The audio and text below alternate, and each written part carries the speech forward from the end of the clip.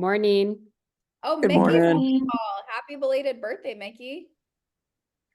You can hear me. I All can't right. hear you. Thank you so much. Oh my gosh, can't even talk. Thanks. Well, good morning, you guys. I'm really excited to kick us off with three of my friends today. And right before the call, we were talking about how we're like 90 something years in real estate altogether. So the Don't three make us girls sound old, Chris. Seriously, thanks. that are leading the call are 20 years, and 25 years. So you guys are in for a treat because they are super knowledgeable. And so I thought that it would be really fun for each of us to, we'll start with Tina, we'll go to Paige, and then we'll go to Rachel. If you guys can introduce yourselves, and then Rachel, you can get the call started. Okay. Great. Can you all hear me? I can hear you. Hi, I'm Tina Beliveau. So I am based in Baltimore, Maryland. I've been in real estate for 20 years and I've done a little bit of everything. Started as someone's assistant, went solo, built a top producing team, ran a brokerage for a while. And now I run a micro team and coach agents. And I'm really passionate about putting systems in place that basically make my life easier and my job as low of a lift as possible, which is part of the perspective that I'm looking forward to bringing today of how our team is navigating this. I'm glad to be here. Glad you're here. Real quick before you go, Paige, can everyone just put in the chat their name, the city that they live in, and then the years in the business? All right, Paige, go ahead. Hi, I'm Paige. I am stationed or sitting here in Sacramento, California. Been in this business about 25 years. Grew up in a real estate family.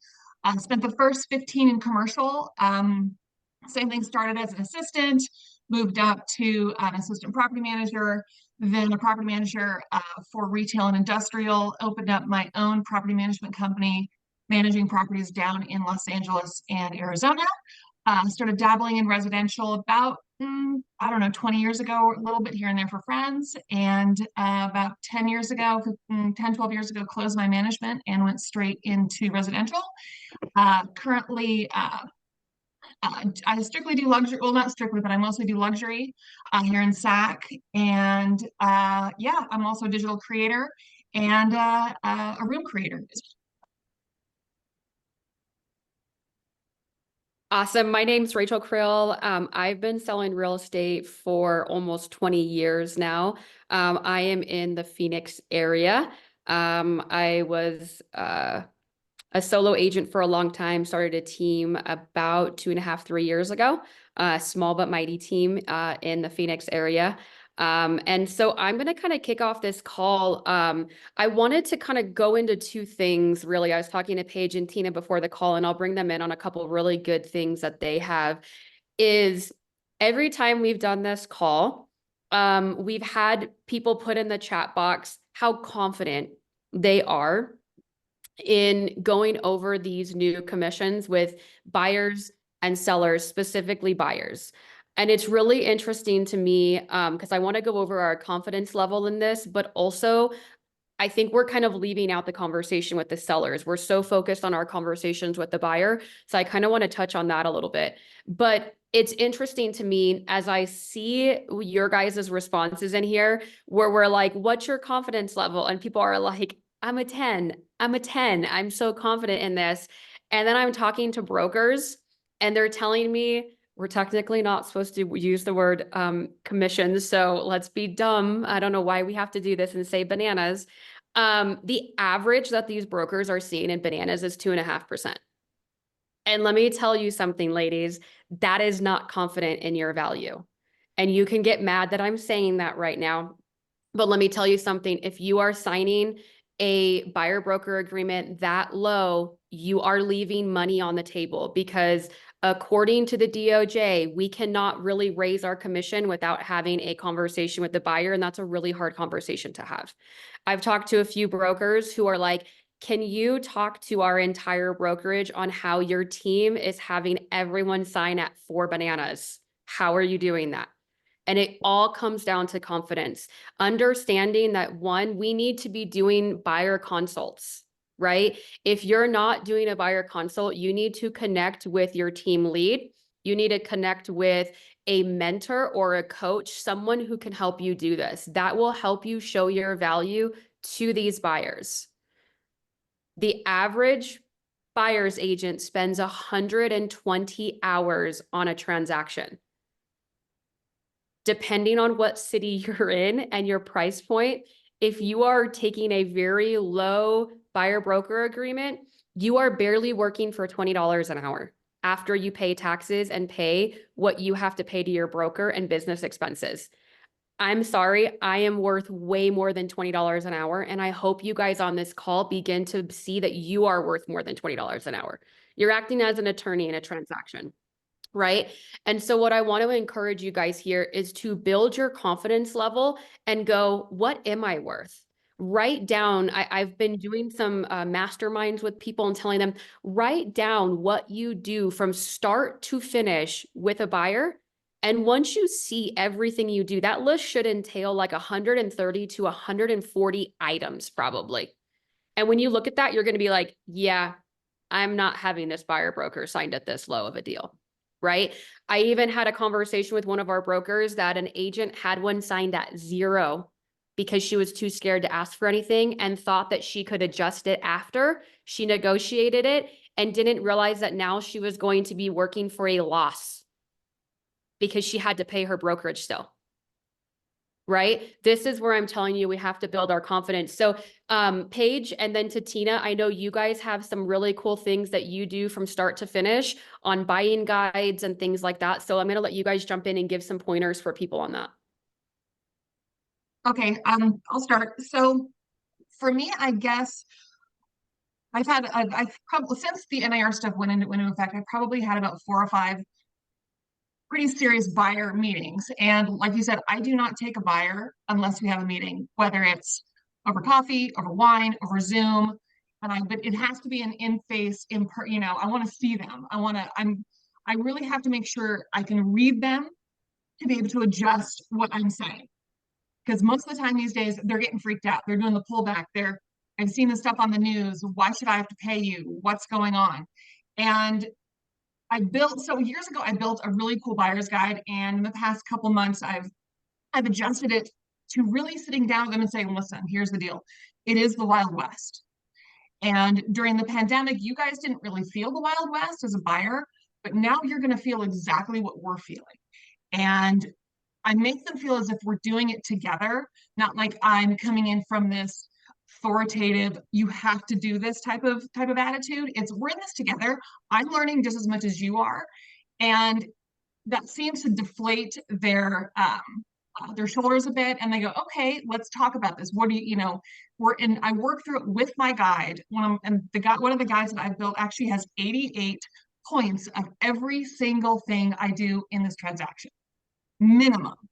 And once I go through that and explain to them, here's the deal. This is, nobody you work with is going to say, sure, don't sign it. Everybody's going to, this is the new, this is what you have to sign, period. So don't think you can go and, scoot through it.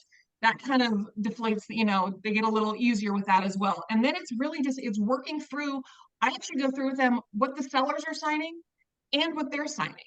So they have an idea of what both sides are looking at when we're sitting down to do the agreement, the negotiations, the contracts. And it seems nowadays, if I show them both sides, they're starting to understand and they get it. And I've only had one signed a non-exclusive, which was fine, totally not a big deal. I haven't done anything less than a 3% because I help them to understand that if we get into this, and they're offering 3%, I'm getting 3%. If they're offering 2.5%, then we have the discussion of, do you really want to see this house? Can you afford spending the extra money on this house due to what my fee is or what my banana is? And one of them said, we don't want to look at anything we can't afford because we really want to pay you. We want you to make sure you get your worth. And so going into it, seeing what their bottom line is, literally with exactly what they're going to be paying in the bottom line before we even go into the house, has really helped. so they get a bigger feel and to see what they're actually paying versus the, oh, we'll get into this and then we'll see what you're going to owe me. Paige, I'm going to jump on that before Tina jumps in, depending on what state you're in. I think some people are working it that way, Paige. We started that way on our team. So I think there's a lot of different ways to work this too. Where like we'd call and ask, are you offering a, compensation? I told my team, stop calling. And this is Oh, why, and absolutely. this is, everyone is going to run it different. This is why Mhm. at the end of the day, everything is negotiable. Right? Absolutely. There's been times where just last week, I'll give you guys an example. One of my agents wrote a full price offer on a house in a city where the average house is sitting for 100 days, with it 3 days on the market. I'm like, That's this is what the crazy. buyer wanted to do, and we asked for our full compensation. Seller came back with a very low compensation, and so you know what we did? We went back and lowered our price. Seller was furious. Absolutely. I bet. Why'd you lower your Well, price? Well, if you're not going to offer our compensation that we asked for and our buyer's paying for it, then we're not paying you full and price for the house. Guess how fast they came back with the counter offer, taking our full price and paying that commission. Very well, fast, right? absolutely. And so 100%. I mean, I think it, depending on the buyer, there might be some buyers who absolutely not. We don't want to look at houses unless they're offering it. But the same way, depending on what price point you're working in, right? yeah, If you're working with buyers who need concessions, you don't typically call and ask if the seller is going to do concessions. You just negotiate it. And if it doesn't work, you move 100%. on to the next house. So I think we could take this either way and really take it for your location. Right? Are you in an area where you know you can get these worked into your offer? Go ahead and show every house to your client and be the best negotiator you can be. It all comes down to the bottom line. And every house, you're going to have to do a bottom line for your client, right, Paige? You probably, when you Absolutely. write an offer for a client, you're like, hey, this is the counter offer. This is what your cash out of pocket's going to be, whether it's for title, escrow, lending fees. If you're an attorney state, attorneys, right? Well, now we just have one more line item we have to put in there and negotiate through. So don't be scared off negotiating that you deserve to be paid. Okay. You guys deserve to be 100%. paid. So build your confidence in that and just add it as another line item. I'm getting paid Yeah. in this, right? So I think that's great going from the start to finish on the buyer consult. Tina, hop in there about what you're doing. First of all, I'm just like loving this energy, the unapologetic vibe. I'm here for it. And also what you started off with saying that we're all on the same team and helping clients understand that from the get-go. And I reflected a lot before today's Zoom of like, okay, what could I bring that would be helpful? And one of the things that is important to me in my business is to work pretty much strictly by referral and through like relationships that I've formed with social media.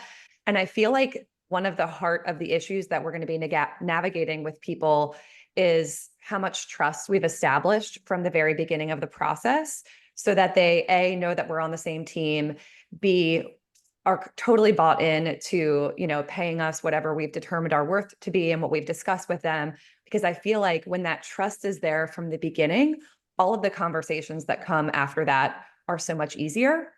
And then in my mind, the like next thing right after that is having extreme, like fine point clarity on as much as possible from the beginning of the process so that and I'm going to use the word we a lot because I have basically a micro team. I have a business partner who works in the field. I'm a little more behind the scenes. So she and I work together. I tend to like source the leads, nurture them, build a lot of trust and rapport, and then hand them to her. She has the consultations most of the time and then runs the process from there. So it's a little bit of a unique thing in the way my business is set up at this phase. So that's a huge part of like what I do behind the scenes is getting people to the point where by the time we have a consultation, they're already sold, if you will. Like we have basically 100% conversion rate on our consultation process historically.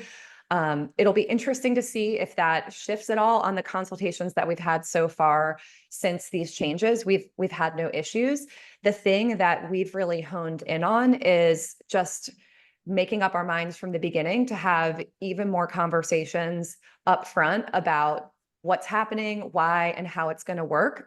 So the couple things that we've done, I've always had, I'm sure most of you have a buyer consultation. Our approach, and this is just like my personality style manifested in my business, is we have a highly detailed form. It's more built around collecting a lot of information from the client as opposed to selling them on everything about us. So it's very much like a client-centric approach. And I'm happy to like do a screen share in a few minutes at some point if that makes sense to show.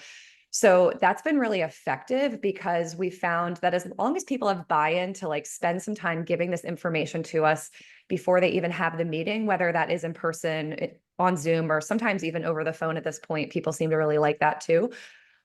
We've always made it really about them. But when I looked back at our consultation about a month ago, when I started to like make tweaks as all of this was happening, I was like, you know what? I think I need to put more in writing to educate people about the process, because it is much more important that they understand some of these nuanced elements. Whereas in the past, you could kind of just let it unfold and not explain as much.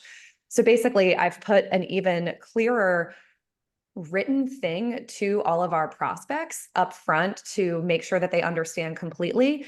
And then we're also spending a lot more time in the consultation process on the financing side to talk in depth about exactly how much cash they have and how that's going to manifest if we end up in a situation where a seller is not willing to concede. And it's more not that they're not willing, but that competitive dynamics have created that scenario. And what are all of the backup plans, like plan B, C, D, E, F, G, of what our client could do if they need to find a way to bring more cash to closing than they have or than they ideally would have.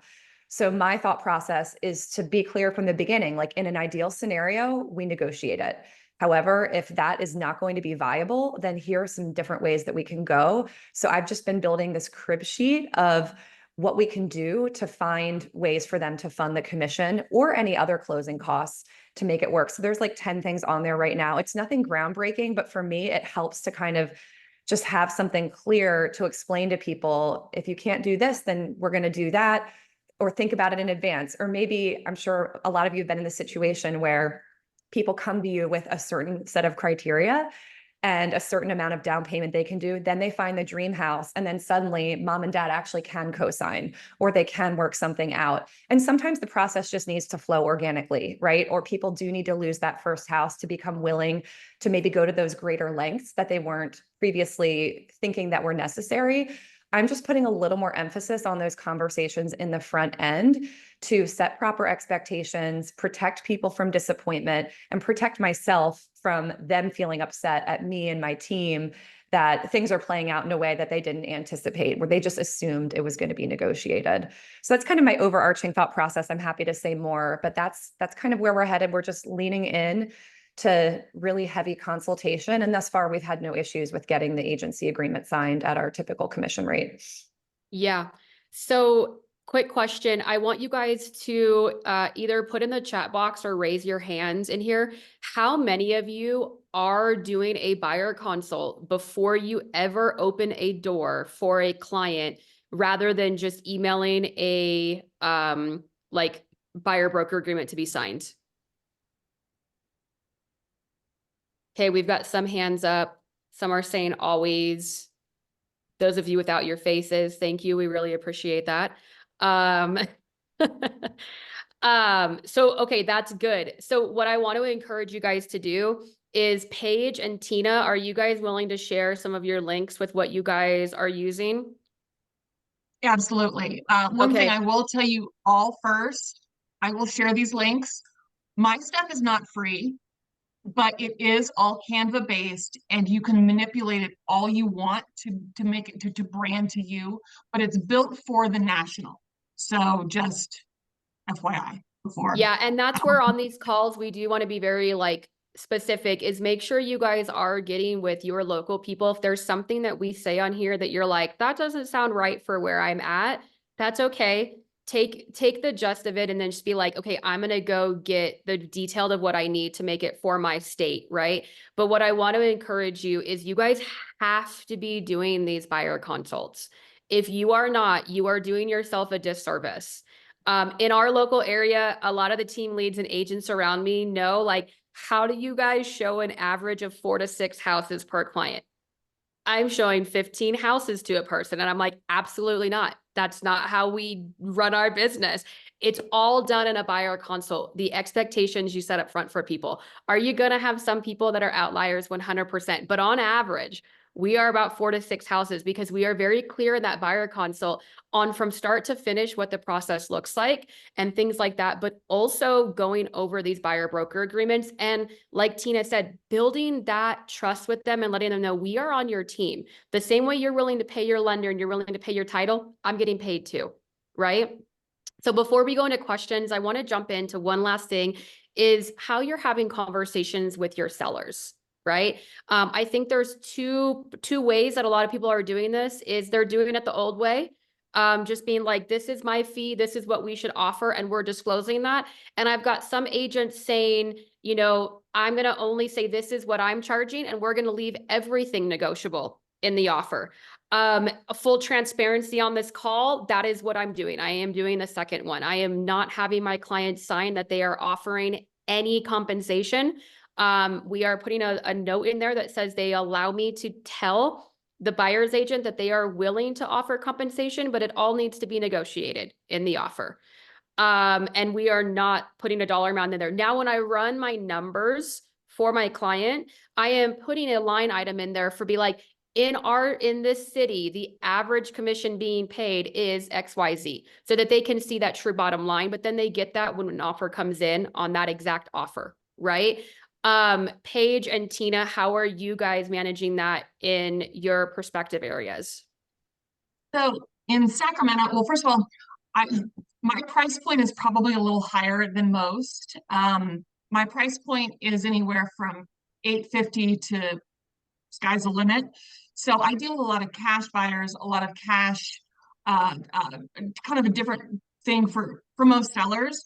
But like you said, I mean, I do not tell anybody what we are offering. I mean, literally, it is the verbiage I use is my seller is open to paying a buyer representation compensation based on the terms of your offer, period. And if I get flack for that, I'm sorry, this is just where we are. And I've instructed all of my sellers that no, we're not going to just, you know, give the farm. It's not worth it. And I haven't had any pushback with my sellers. I mean, we obviously do have a range of where, you know, they're willing to come in with a compensation, but no, it is strictly not discussed. It is not, and I mean, I will even put it in, you know, on all of my open house forms, everything, my sellers open paying. That's where we leave it. Okay. Tina, what about you? Yeah, we're mostly doing the latter option 2 of what you described. In the very first week that this went down, one of the big things I've taken from the lawsuit is that we shouldn't be deciding anything for our clients. We're not attorneys. We do a lot of attorney-like work.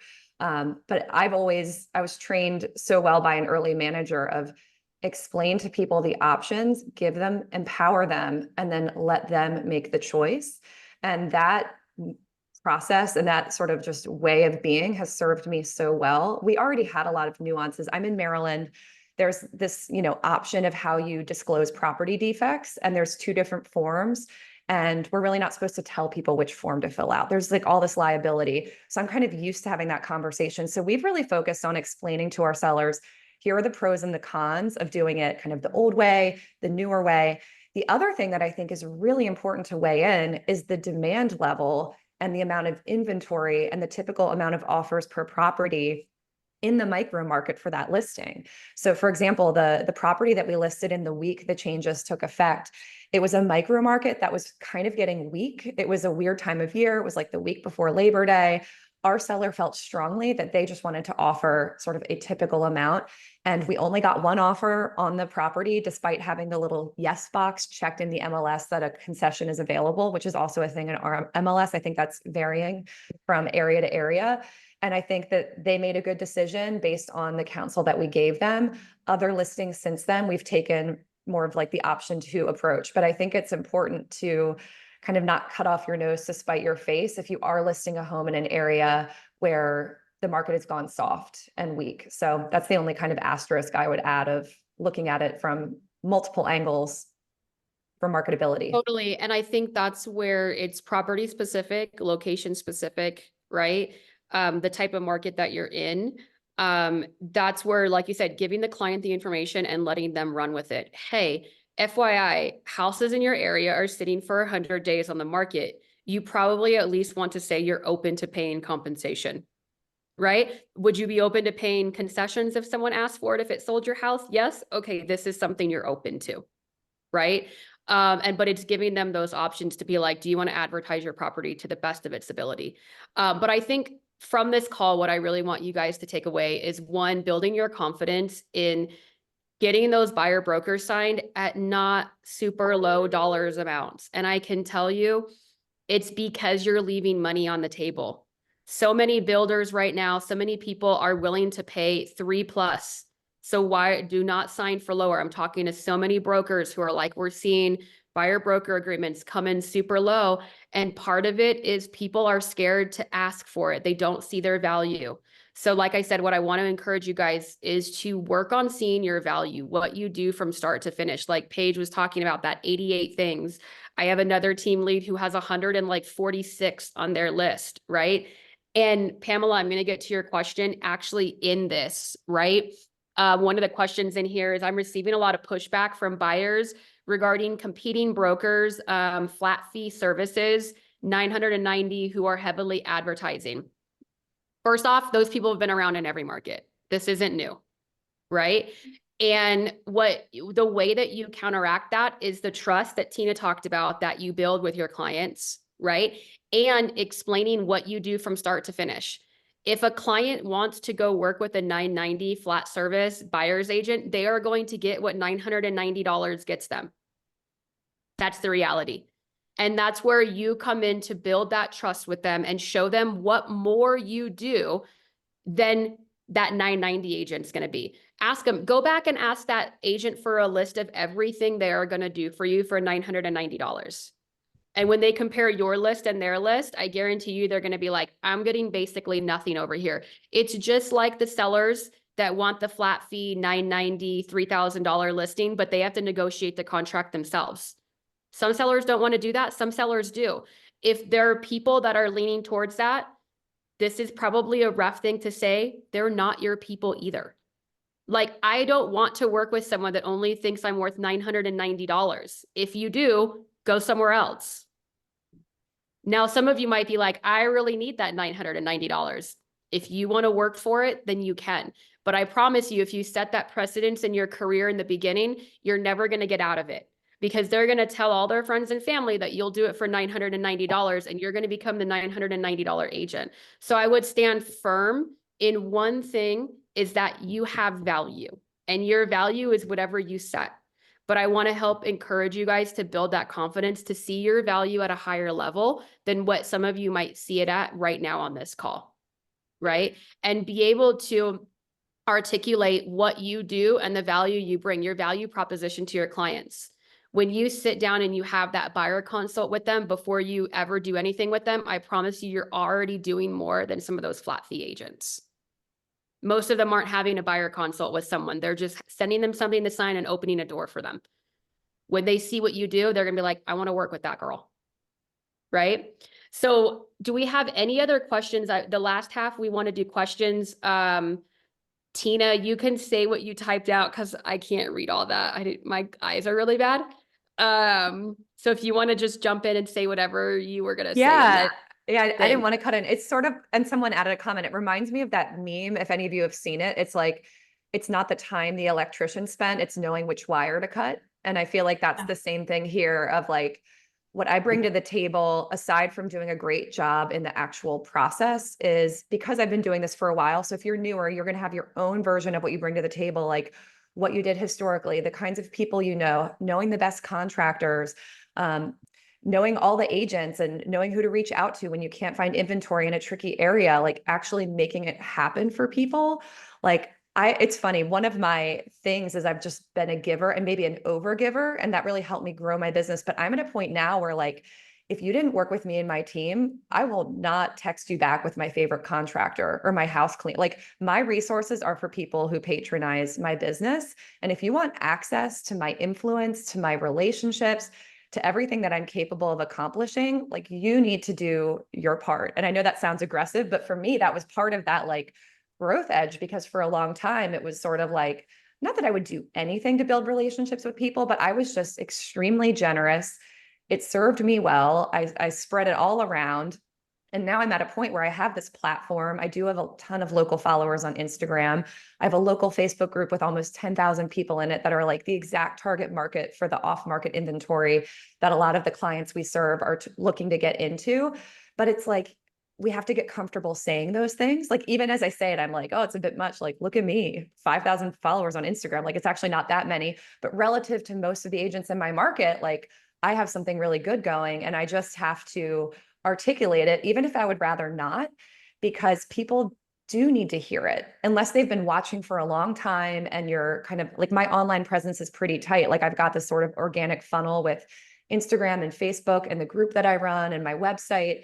So a lot of people come to me already knowing that, but I do think saying it and having it clear in, anything that they're signing or reviewing before they sign just helps them understand it's so much more than just the hours.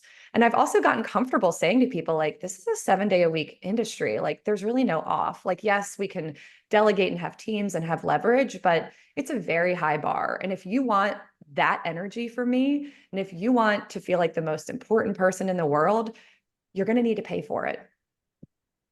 Yeah. Any questions? I would love to hear if people on this call are vulnerable and open enough to say, I'm really struggling to see my value and have a buyer broker signed at a dollar amount that I think I'm worth at. And let's maybe talk through some of the objections in your head. If someone is open enough to be like, I am struggling with that, I'd love to talk through that and help you see your value. If there's anyone here open enough to do that, and then let it go live to a group of 30,000 people. Nobody? While people put things in the chat regarding that, I just want to read some stats, which I find very interesting. So in 2023, there was 4.1 million homes sold in the U.S., 1.5 million agents in the U.S. in 2023. There were only 5,329 agents that sold 45 listings in 2023. 1,970 agents sold 5 to 44 listings. 1.3 million agents sold less than 4 homes in 2023. And the average agent sells 3 homes only, period. So when I look at those stats and I see what's happened with the NAR, what has happened is actually so epic and so perfect for the new agent.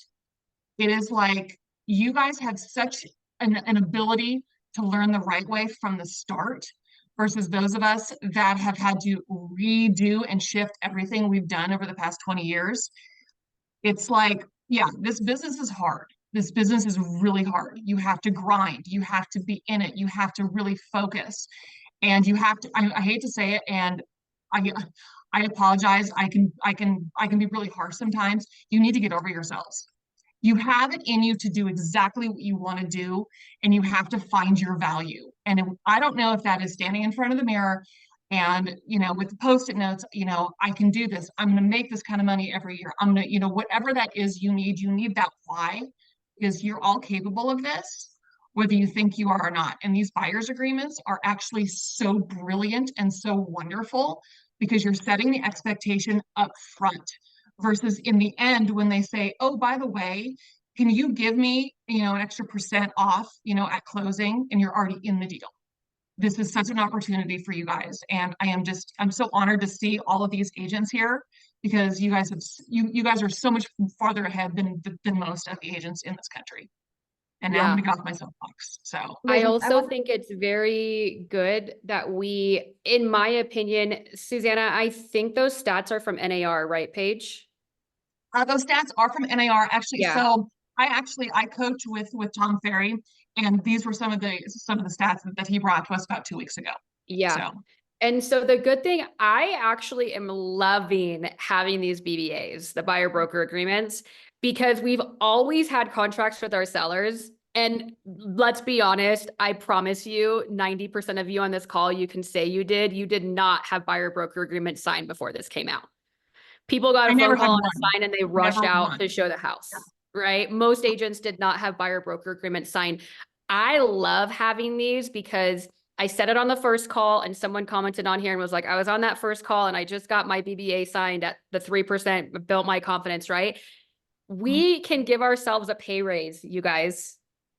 If you don't realize all of that through this is what I love about it. We used to have to basically take what was ever offered to us because, like I said, the majority of you did not have a buyer broker agreement signed. You took whatever the MLS said.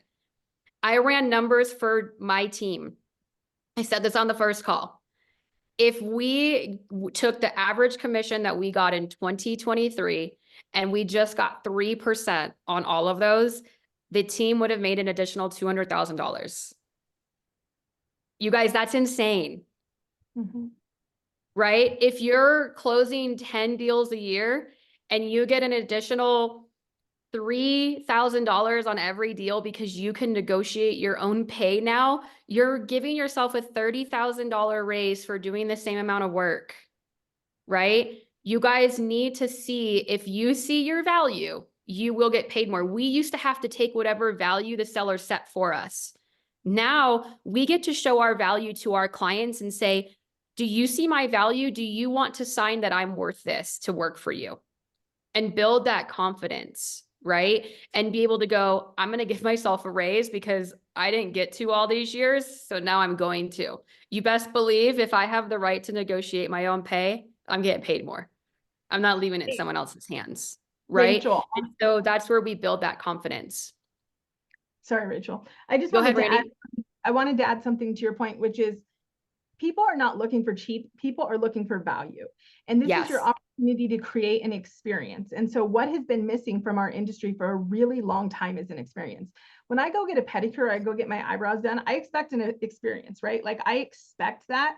And our industry has missed the mark in delivering an experience in people's largest purchase of their life.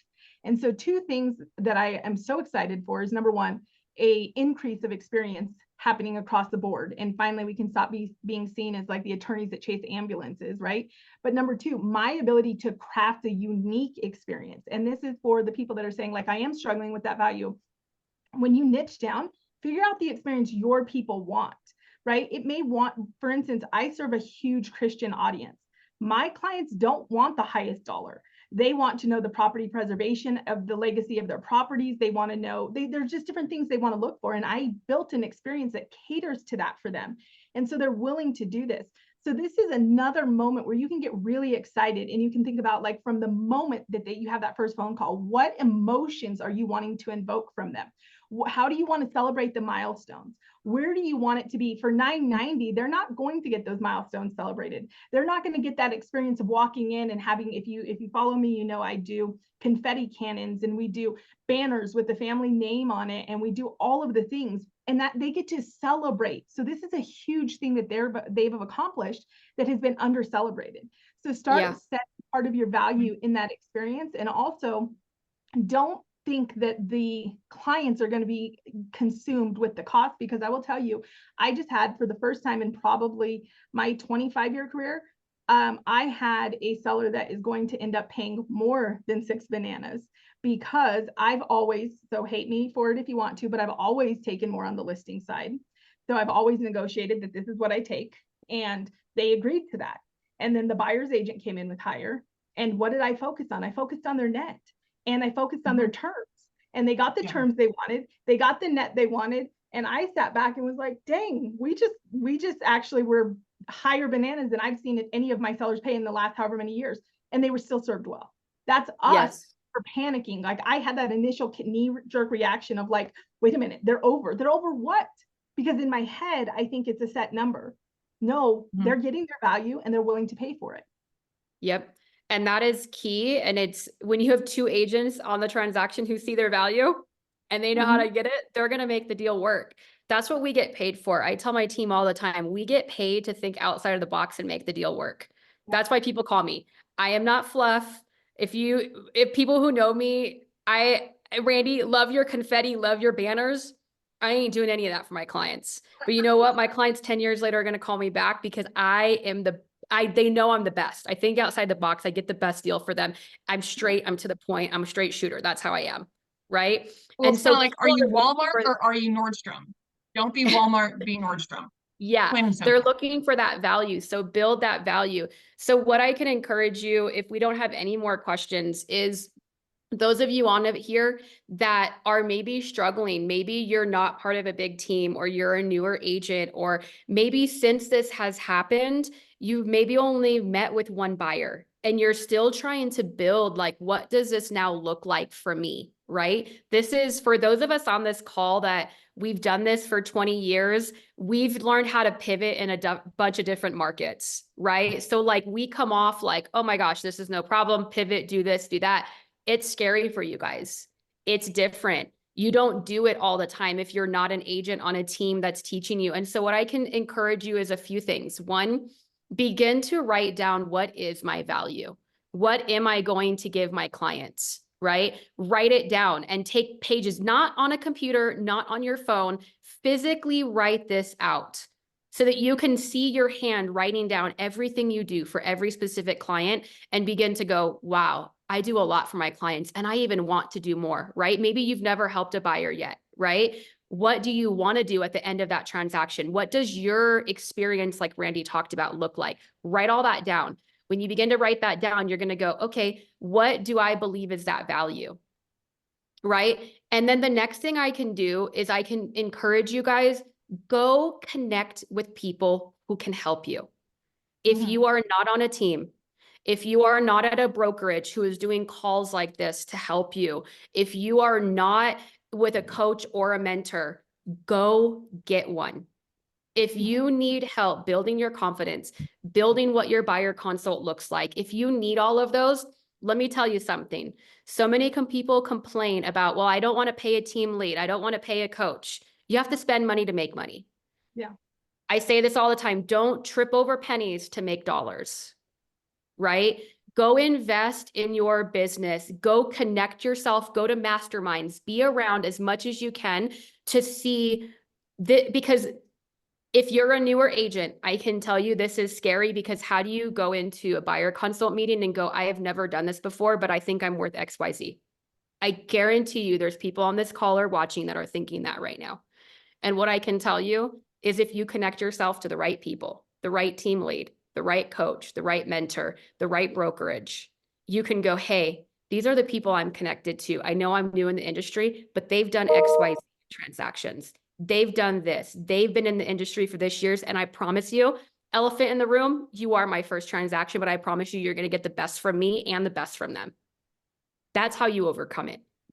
Right? So all I can do is encourage you, community over everything else. Go connect yourself with the right people, build your confidence, build your value, and don't be scared to have these conversations.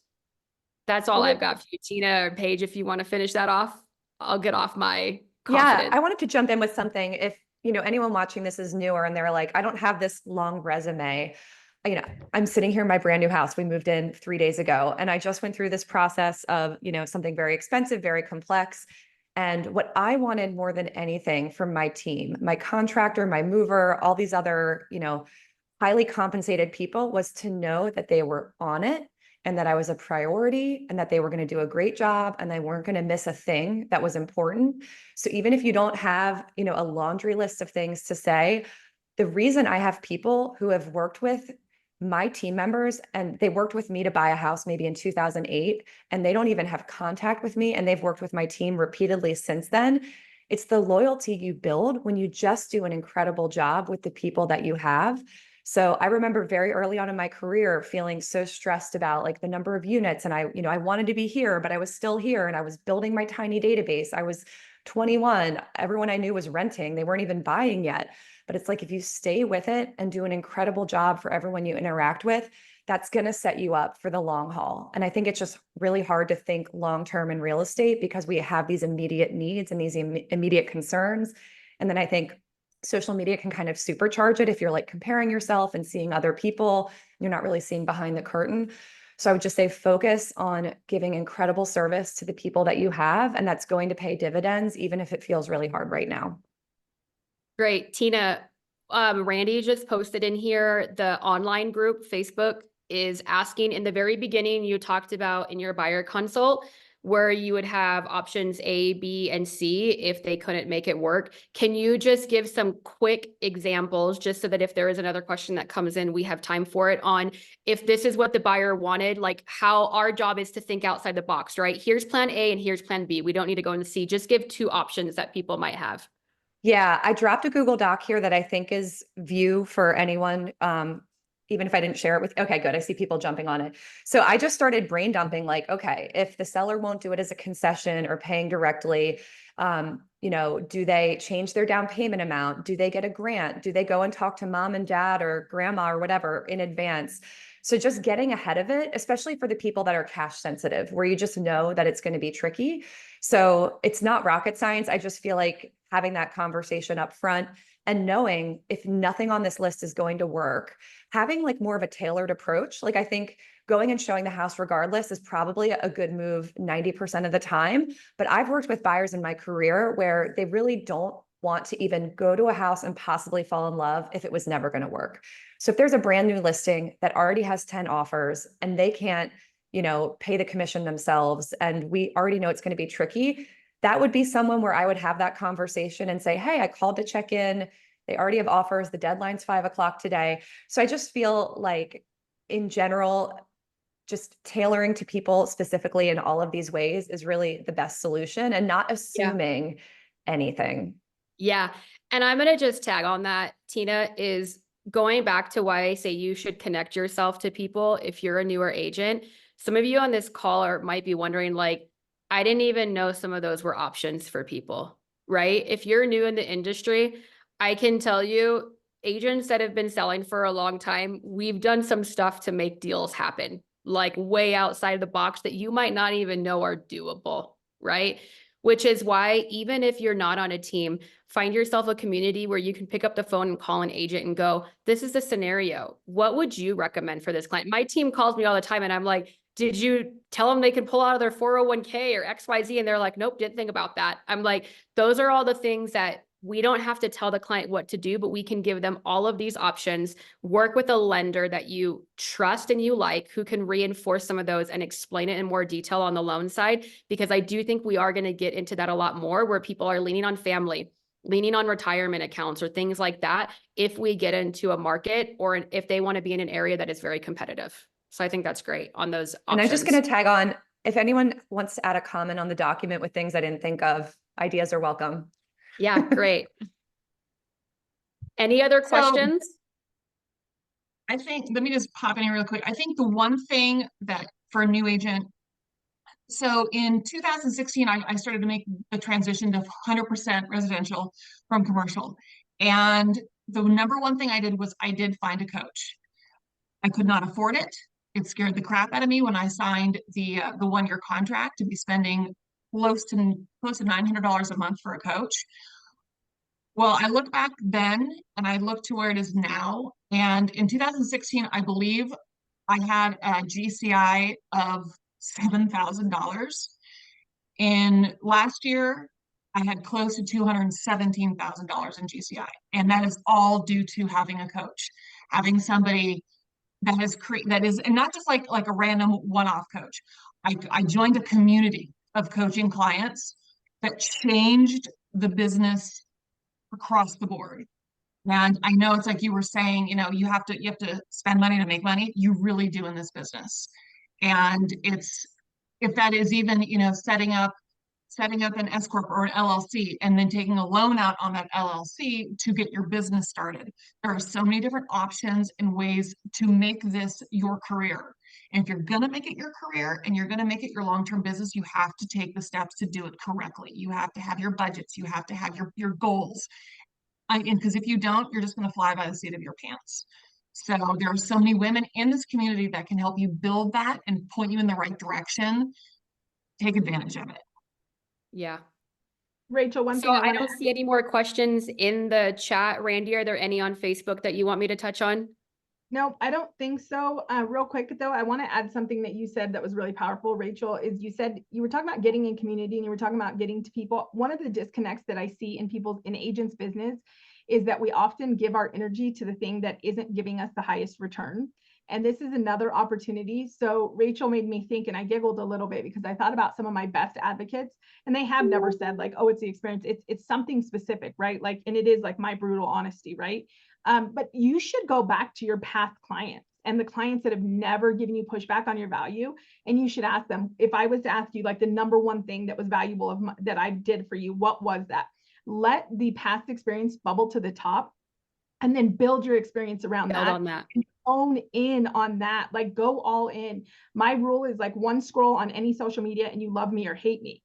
But like honing in on that, like I get clients because of that. And so that's just something I want to leave you with. If you're kind of struggling before you go, because we tend to be visionaries as agents, and we will go make a huge list and we'll go make a huge experience. I'm guilty of this all the time. Before you go add more work, go find out what your past clients and the people around you see as your value and just build on that. Yeah, I think love that's that. great.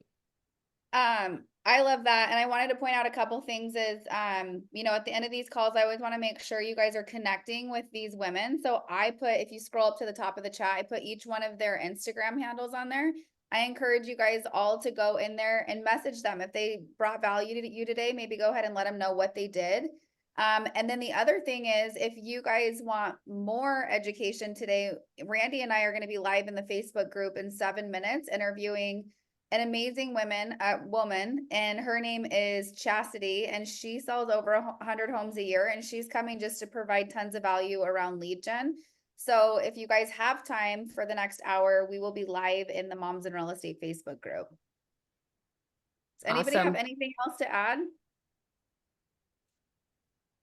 No, thank you, ladies, so much. Even online, everybody, we had like a second where it cut off and the comments just were like, no, stop, wait, the goodness was there, like, where did it go? And so those of you that registered and showed up, you didn't get any interruption, but the value was so good. So thank you all so much. We appreciate everything that you pour into our community.